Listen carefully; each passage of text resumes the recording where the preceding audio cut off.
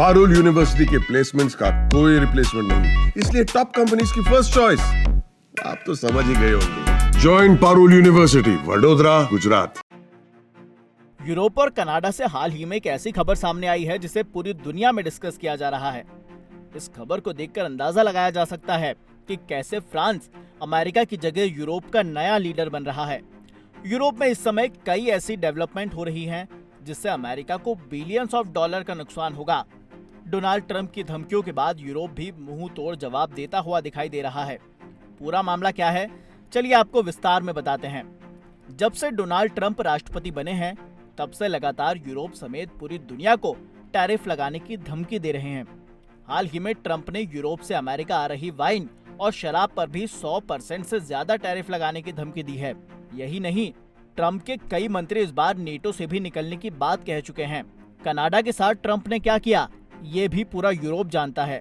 जो Europe America के कहने से रूस के सामने छाती तान कर खड़ा था, वो अब सतर्क हो गया है और अपनी सुरक्षा को लेकर कई बड़े कदम उठा रहा है।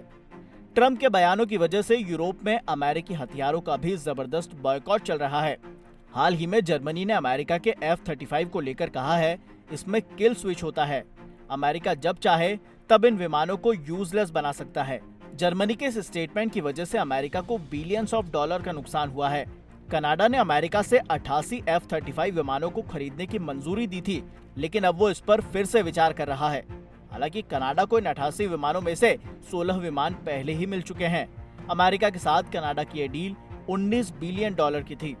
कनाडा के बाद पुर्तगाल ने भी अमेरिका के साथ अपनी F-35 डील पर विचार करने की बात कही है। कनाडा समेत यूरोप के कई देश इस समय अमेरिका की जगह फ्रांस के हथियारों जैसे कि राफेल में रुचि दिखा रहे हैं। यूरोप के लिए फ्रांस अब नया अमेरिका बनता हुआ दिखाई दे रहा है। यूरोपियन यूनियन में फ्रांस ही एकमात्र देश है जिसके पास परमाणु हथियार है। हालांकि यूरोप में फ्रांस के अलावा ब्रिटेन के पास भी परमाणु हथियार है, लेकिन वो यूरोपियन यूनियन का मेंबर नहीं है। साल 2020 में वो इससे बाहर निकल गया था।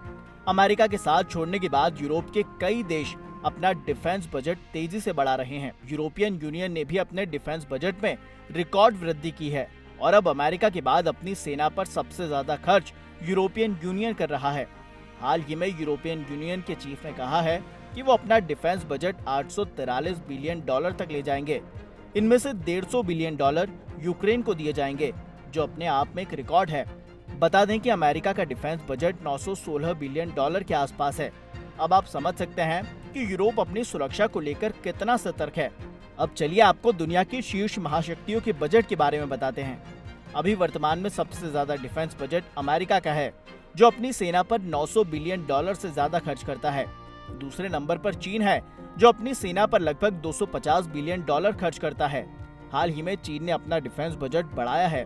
तीसरे नंबर पर रूस है, जो अपनी सेना पर लगभग 120 बिलियन डॉलर के करीब खर्च करता है। और चौथे नंबर पर भारत है, जिसका डिफेंस बजट लगभग 80 बिलियन डॉलर के आसपास है।